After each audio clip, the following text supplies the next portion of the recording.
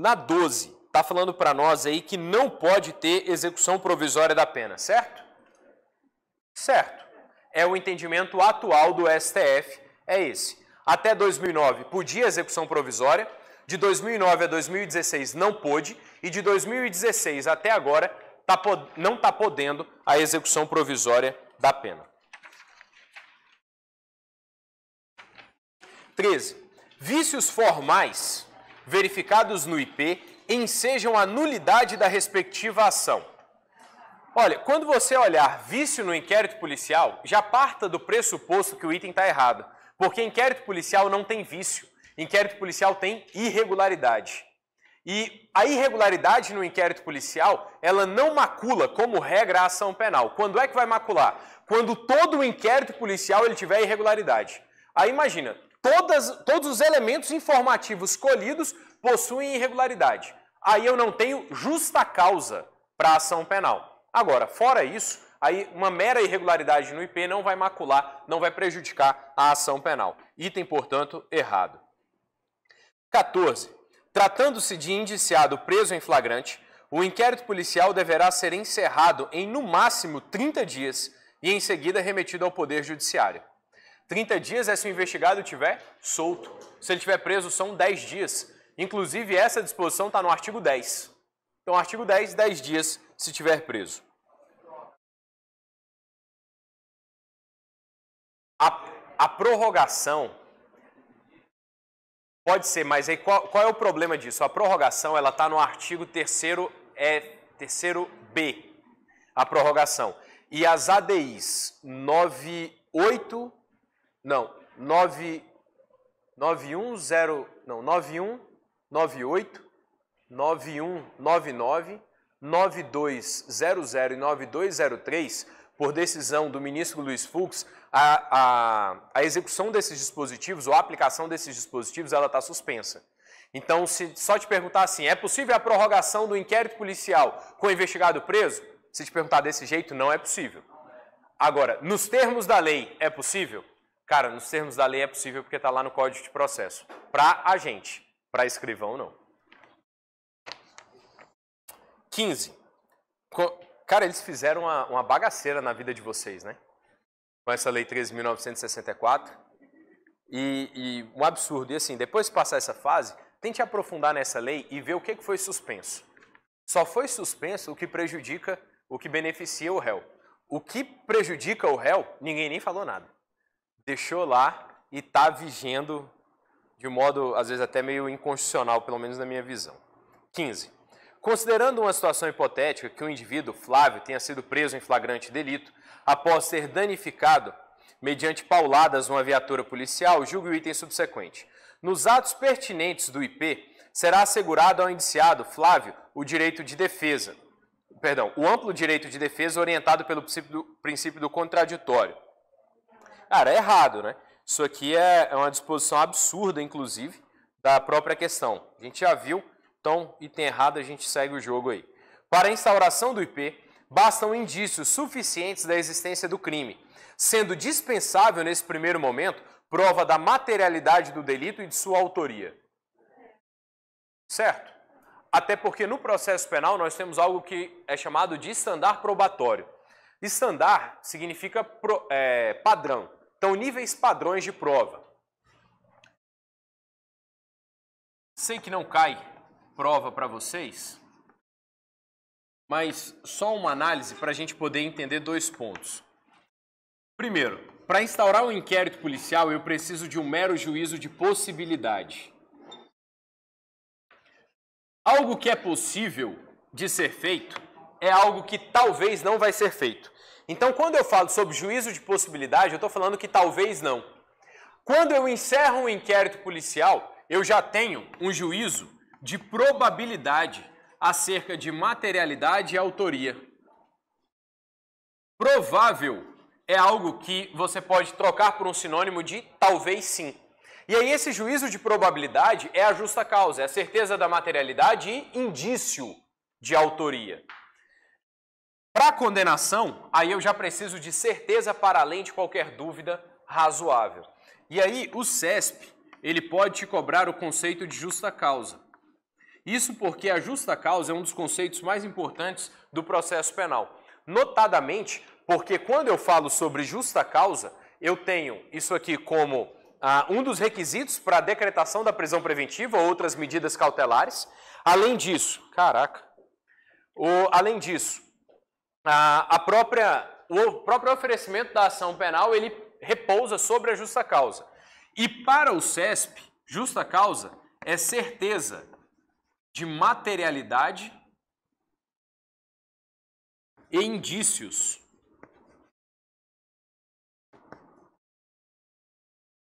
de autoria. Inclusive tem uma prova do CESP que ele pergunta exatamente isso e a questão está certa. Certeza de materialidade, convicção sobre a existência do fato delituoso. Indícios de autoria, um juízo de probabilidade acerca da pessoa do investigado. Quer dizer, talvez tenha sido ele quem praticou o fato. E aí entrar num outro ponto do teu edital que não tem questão sobre. E não tem questão sobre porque isso é uma discussão um pouco mais recente do direito processual penal e que particularmente eu só vi um doutrinador falando sobre isso. Tu viu lá no teu edital que tem um negócio chamado de limite cognitivo do inquérito? Limite de conhecimento do inquérito policial? É o quanto o inquérito policial pode investigar sobre determinado fato e sobre a autoria, né, o determinado autor. Tem um doutrinador que fala sobre isso, Aury Lopes Júnior. E ele diz o seguinte, olha, o inquérito policial só pode investigar até que ele alcance justa causa. Ele não pode ir além disso. Porque como no inquérito não tem ampla defesa e contraditório, se o inquérito policial esgota a apuração do fato e da autoria, o futuro réu ele não vai conseguir se defender. E é dentro da ação penal com contraditório e ampla defesa que tem que se ter uma cognição exauriente. E aí ele faz um plano cartográfico que funciona mais ou menos da seguinte forma. Do lado de cá, eu tenho a materialidade e a autoria. E aqui nessa linha horizontal, eu tenho os elementos do crime.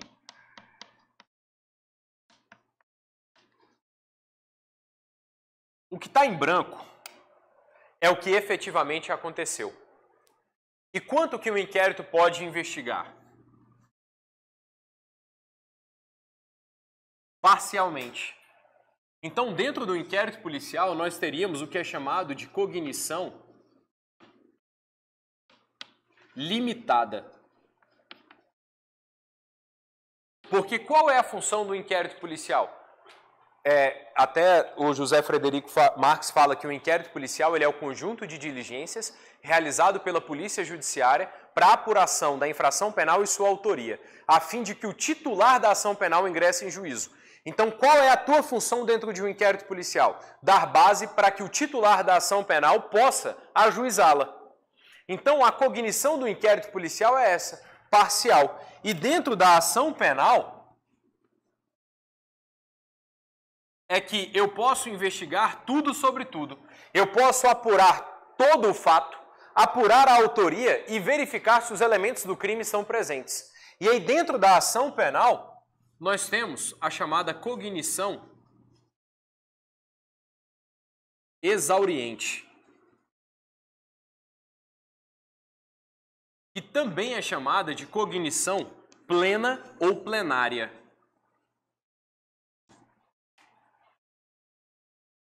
Então esse seria o limite do inquérito policial. A gente ainda não tem questão, né? Eu acredito que vocês é que são cobaias dessa nova matéria aí que o CESP está cobrando. Mas digamos que você investigou tudo e não tem mais o que descobrir. Cognição plenária. Nulidade? Não. Mera irregularidade do inquérito policial. A gente estava na 17 agora, né? 16, item correto. 17. No âmbito do inquérito policial, cuja natureza é inquisitiva, não se faz necessária a aplicação plena do contraditório, conforme jurisprudência dominante. Certo. 18. Depois de adquirir um revólver calibre 38, vamos pular para assertiva. O inquérito instaurado contra José é procedimento de natureza administrativa, cuja finalidade é obter informações a respeito da autoria e da materialidade do delito. Certo. Essa é a função do inquérito policial. Desnecessário ler o enunciado, né? 19. O IP, como peça administrativa de natureza cautelar, não está sujeito à nulidade. Certo. Não está sujeito à nulidade, mera irregularidade. 20. Os procedimentos utilizados para a instauração de inquéritos policiais incluem a requisição, o requerimento e a queixa-crime. Cara, um detalhe safado e que aí assim, embora não te cobrem ação penal, você precisa saber. A queixa, ninguém vai na delegacia fazer denúncia e fazer queixa. Porque denúncia é uma ação penal proposta pelo Ministério Público. E queixa é uma ação penal proposta pela vítima, que se torna querelante, nos casos de ação penal privada. O que se vai fazer a delegacia é dar uma notícia do crime, a notícia crime. Então, essa queixa-crime é que deixa o item errado. Requisição e requerimento são exemplos de procedimentos para instauração de inquérito? Sim, mas a queixa-crime não, porque a queixa-crime é uma ação penal. 21. Ao receber a notícia-crime, a autoridade policial tem o dever, em qualquer caso, de pronto, de instaurar o IP? Errado. E se o fato narrado não é crime? Então, não há que ser instaurado inquérito policial. 22. Se no curso do inquérito policial, o delegado de polícia constatar que o indiciado está ameaçando o testemunha ou praticando quaisquer outros atos que prejudiquem as investigações, ele próprio poderá decretar a prisão preventiva do indiciado. Está errado. O concurso aí está errado, né? Não é delegado, tinha que ter feito concurso para juiz. 23. Nos crimes de ação pública condicionada, o IP somente poderá ser instaurado se houver representação do ofendido ou de seu representante legal. Nos crimes de iniciativa privada, se houver requerimento de quem tenha qualidade para oferecer queixa. E aí, essa eu deixo em branco, que é para não anular que eu acertei. Mas olha só.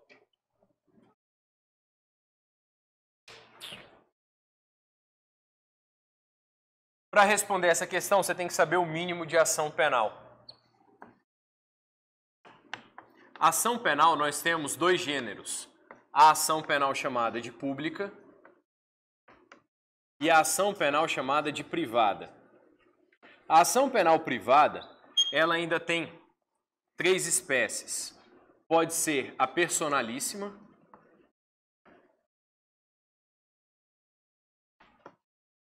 a subsidiária da pública, ou ela pode ser ainda a exclusivamente privada ou propriamente dita. A ação pública tem 2 espécies. A regra, que é a ação pública incondicionada, ou ação pública condicionada.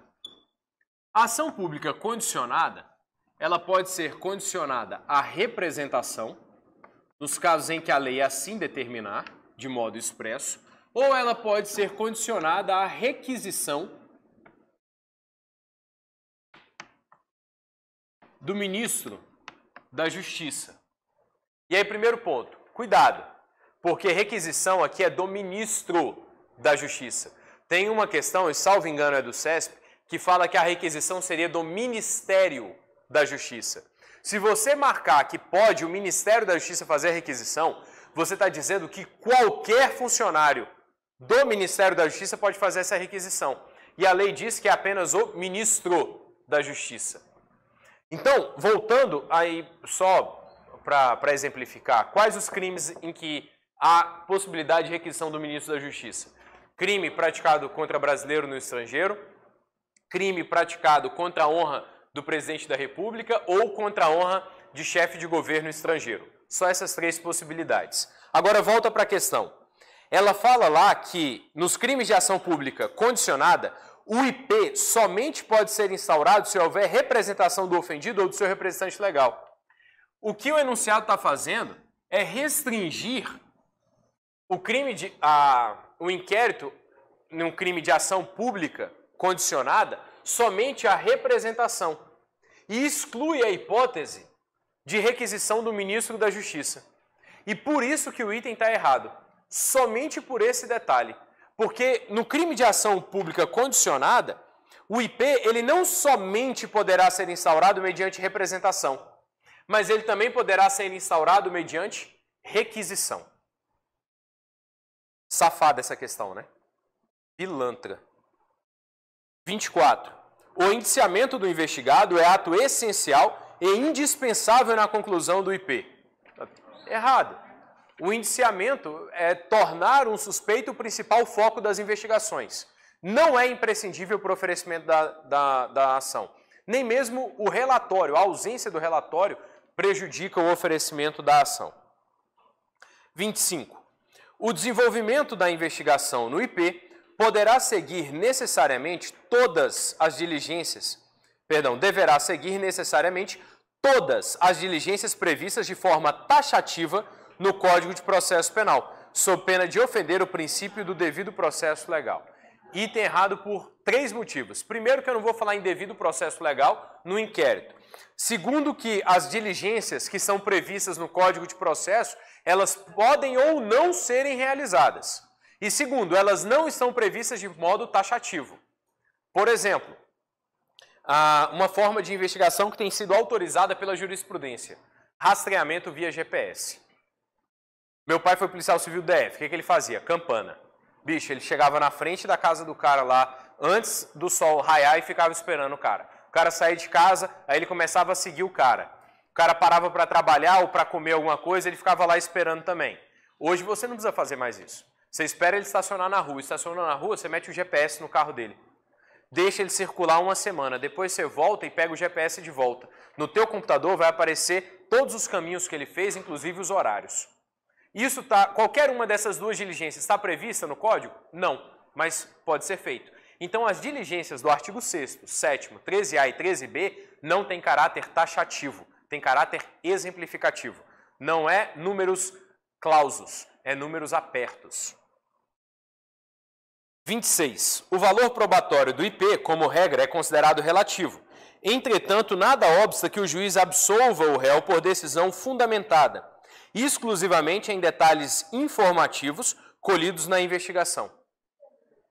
Certo? Não pode condenar com base exclusivamente no IP, porque não tem contraditório e ampla defesa. Agora, pode absolver? Pode, não há nenhum problema. 27. A autoridade policial tem o dever jurídico de atender à requisição do Ministério Público pela instauração do IP, podendo, entretanto, se recusar a fazê-lo na hipótese em que a requisição não contenha nenhum dado ou elemento que permita a abertura das investigações. Errado. Olha só. Como é que a gente vai se referir ao juiz? A gente fala assim, MM, ao Ministério Público, MP. Isso aqui, na verdade, é de manda muito. Aqui de manda pouco. E o delegado? O delegado só não é pior do que eu, porque eu só mando no estagiário.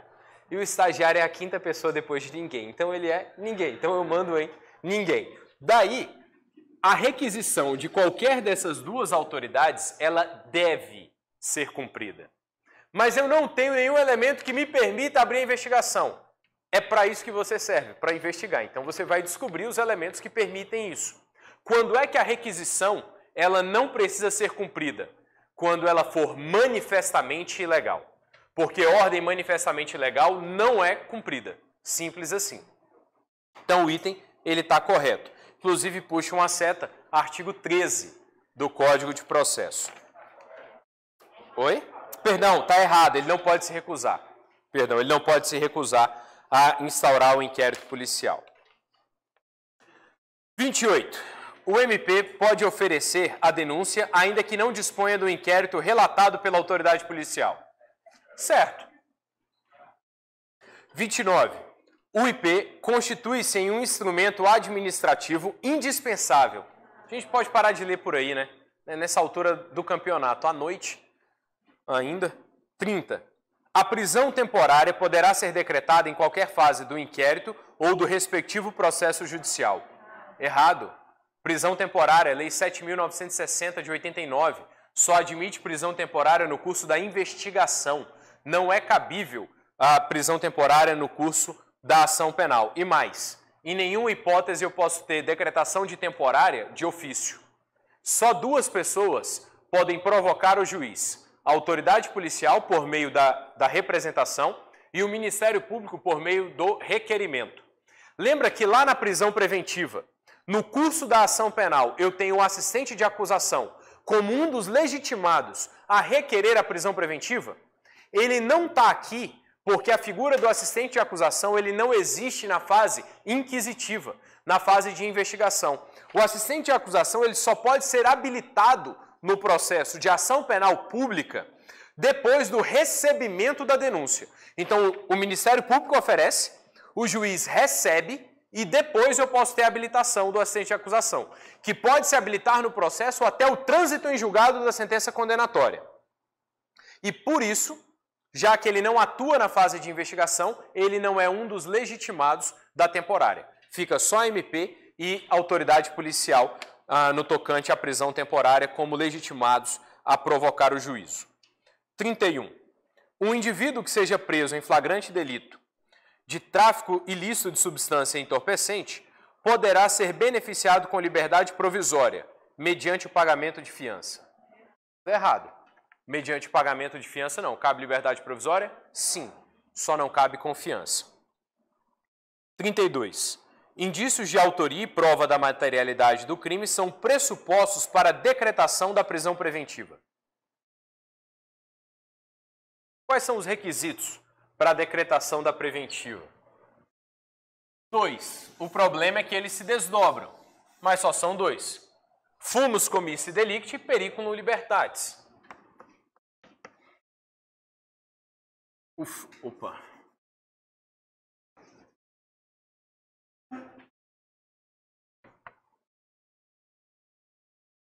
Fumus comissi delicti nada mais é do que justa causa. Que é justamente o que a questão está te perguntando agora. Esse é o primeiro requisito. O segundo requisito para a decretação da preventiva é o periculum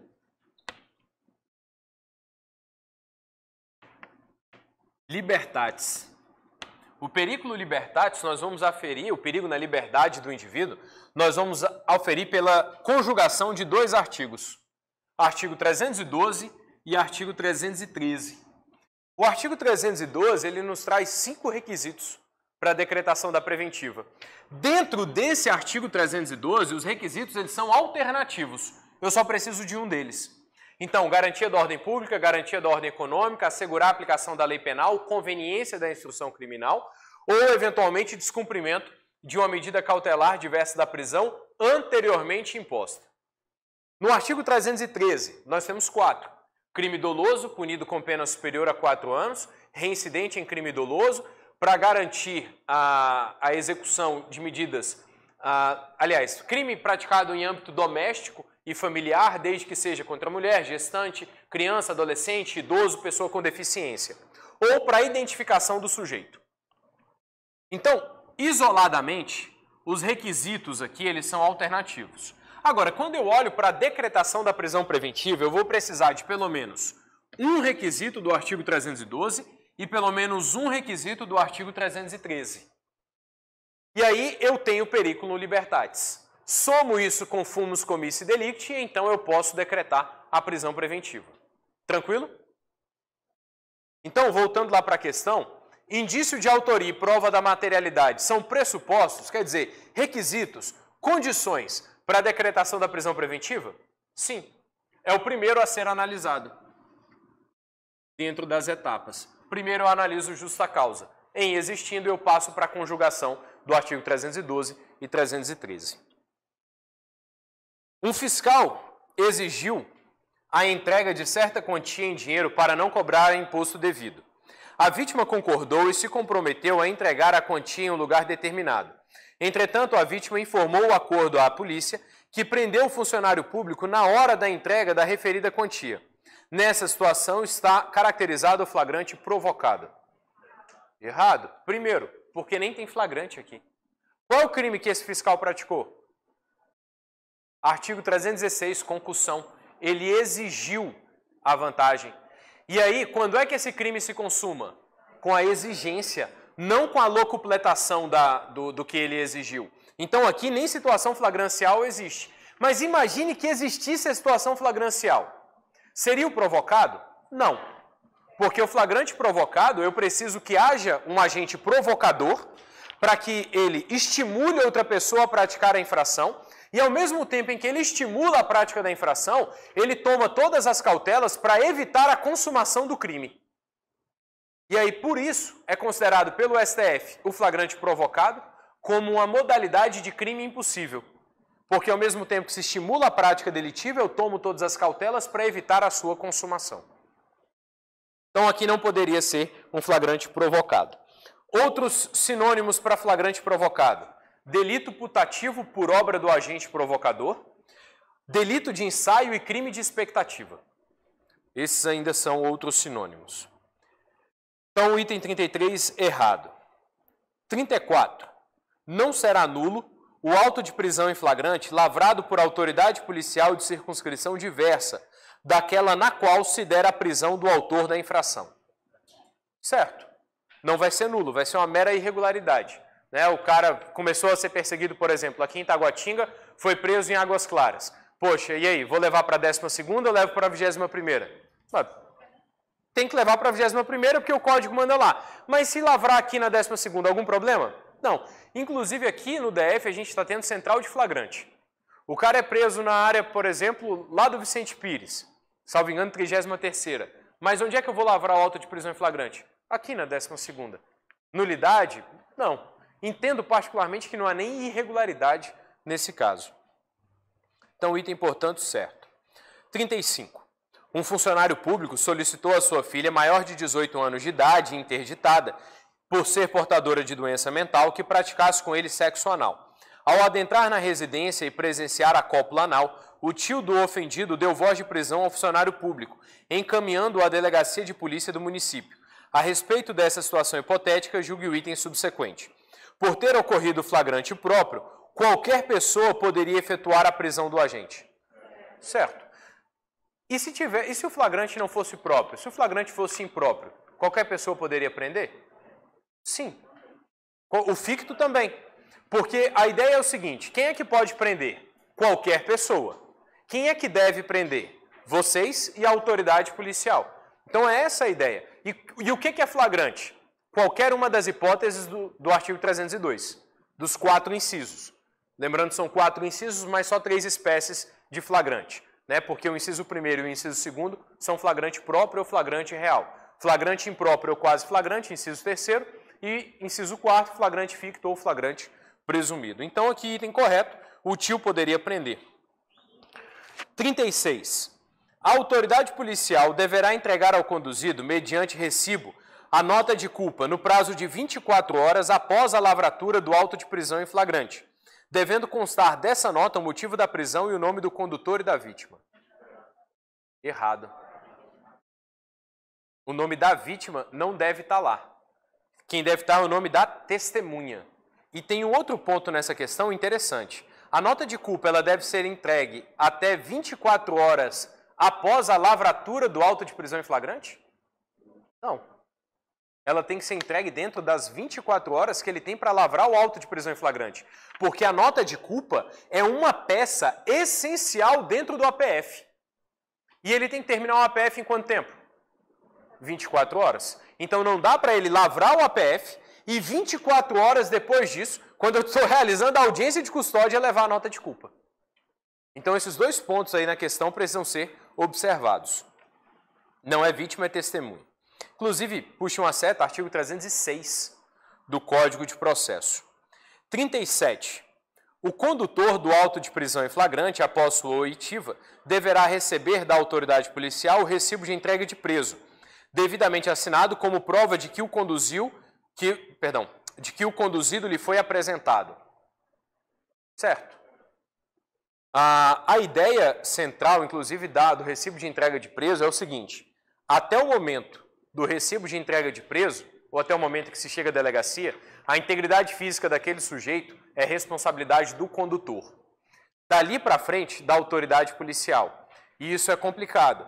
Na 21ª, por exemplo, teve um preso que tentou se suicidar com o cadarço do tênis. O cara tirou, a galera do plantão escutou ele tossindo, pensou, né, cara, não deve ser nada demais. Só que aí o cara insistiu na tosse, quando foram ver ele estava pendurado pelo pescoço. Já pensou se ele morre? Quem ia responder? Quem estava no plantão. Então, o negócio de seriedade é alto, né? 38. Configura-se o flagrante fabricado ou forjado na situação em que o sujeito passivo é induzido ou instigado por outro a cometer a prática delituosa. Nessa situação, sendo impossível a consumação do delito, a prisão é inválida ou ilegal. Errado, porque essa descrição aqui, ela não é do flagrante fabricado ou forjado. Ela sim é do flagrante provocado. O flagrante forjado, eu crio uma situação que não existe, mas que ela aparentemente é criminosa. A gente fala muito da polícia, né, de plantar, por exemplo, droga lá para incriminar uma pessoa. Mas vamos fugir dessa esfera policial e pensar o seguinte: eu sou dono de uma joalheria, quero demitir um funcionário, só que eu não quero pagar todas as verbas rescisórias. Então, na hora do almoço, eu pego um par de joias, lá um par de brincos, das joias mais caras dentro da loja, e coloco dentro da mochila de um dos funcionários. Na hora que está todo mundo embora, eu falo assim: pessoal, peraí, eu estou dando falta aqui de um par de brincos. Ligo para a polícia vem, vai lá, dá um bacu em geral e encontra aquele par de joias dentro da bolsa do funcionário. Veja, eu criei uma situação flagrancial que não existia. Nesse caso, eu tenho flagrante forjado ou flagrante fabricado. Mas veja, a pessoa que foi presa, ela não foi induzida a praticar crime. Na verdade, ela sequer praticou algum fato delituoso. Eu que criei uma situação aparentemente criminosa. 39. Em prisão em flagrante de condutor de veículo envolvido em crime doloso contra a vida, é autorizado o uso de algemas por parte do policial, responsável pela diligência, em face da gravidade e hediondez do delito. Não. As hipóteses do uso de algemas são restritas à súmula vinculante 14. 40. Marcela e Pablo se conhecerem em uma festa e após conversarem, Pablo a chamou para ir à casa dele. Ao chegarem à casa, Marcela, aproveitando-se da ida de Pablo ao banheiro, trancou-o lá dentro e foi embora levando consigo a carteira, o telefone celular e o computador de Pablo. Ao ouvi-lo gritar, sua vizinha entrou em contato com policiais do posto da PRF, que fica próximo à sua residência, os quais se dirigiram ao local. Ao chegarem, os policiais encontraram o documento de identidade de Marcela e o documento de seu veículo. Irradiados os dados do veículo, Marcela foi abordada enquanto dirigia em uma rodovia federal, tendo sido encontrados em sua posse os itens subtraídos de Pablo. Marcela foi presa em flagrante por policiais rodoviários federais na mesma noite do acontecimento. Com base na situação hipotética, julgue o item. Como Marcela já havia saído da vigilância da vítima, a prisão dela foi ilegal, pois, no momento em que foi abordada, não estava em situação de flagrância. Errado, qual flagrante? Aqui. Flagrante ficto. Ela foi encontrada logo depois com armas, objetos, papéis ou instrumentos que fazem presumir ser a Marcela a autora do fato. 41. Flagrante esperado é aquele que se realiza quando se toma conhecimento de que vai ocorrer uma infração penal e a autoridade policial desloca-se para o local, apenas aguardando e observando a atuação do agente, sem induzir ou provocar o crime. Certo. Inclusive, o flagrante esperado ele é lícito. Entre Taguatinga e Ceilândia, tem um distinto estabelecimento. E aí, só para ilustrar. A gente tem aqui o Balão, o Hospital Regional da Samambaia, aquela descida lá para a QNL. Para o lado de cá, você tem o setor de mansões e você tem a QSC 19. E aqui você tem um quadrado, um quadradão lá. E aqui tem um distinto estabelecimento denominado Toca das Gatas. Na Toca das Gatas, policiais tiveram a ciência de que aqui havia um traficante. Eles estacionaram uma Kombi aqui na frente e filmaram toda essa parte do quadradão. E usuários de droga vinham por um lado, saíam pelo outro. E em todos os pontos de saída já tinham outras equipes policiais para prenderem os usuários, porque eles seriam testemunhas do fato. Então, quando o usuário saía do campo de visão do policial, ele dava a ordem no rádio e as características de quem tinha acabado de comprar a droga. Então, a outra equipe policial efetuava a prisão. Quando eles já reuniram elementos probatórios suficientes, prenderam o traficante. Isso é um flagrante esperado. A polícia tem uma presciência. De antemão, ela sabe que o crime vai acontecer. Se posiciona em local estratégico. E do início da execução, então ele deflagra ali a operação e prende o sujeito. Flagrante esperado é autorizado. 42. A entrada forçada em determinado domicílio é lícita, mesmo sem mandado judicial e ainda que durante a noite, caso esteja ocorrendo dentro da casa situação de flagrante delito nas modalidades próprio, impróprio ou ficto. Certo. Todas as modalidades de flagrante. E a Constituição não faz nenhuma restrição. 43. Durante o procedimento de lavratura do auto de prisão em flagrante pela autoridade policial competente, o policial rodoviário responsável pela prisão e condução do preso deverá ser ouvido logo após a oitiva das testemunhas e o interrogatório do preso. Errado. Primeiro polícia, condutor, testemunha, aí vítima se houver e por fim a pessoa do preso. Mas sabe que antes não acontecia isso, né? Isso passou a acontecer depois de 2008. Aí você imagina o tempo que a coletividade perde com o policial esperando a lavratura do auto de prisão. Não faz o menor sentido. A própria população fica desguarnecida. Ainda bem que houve essa alteração. 44.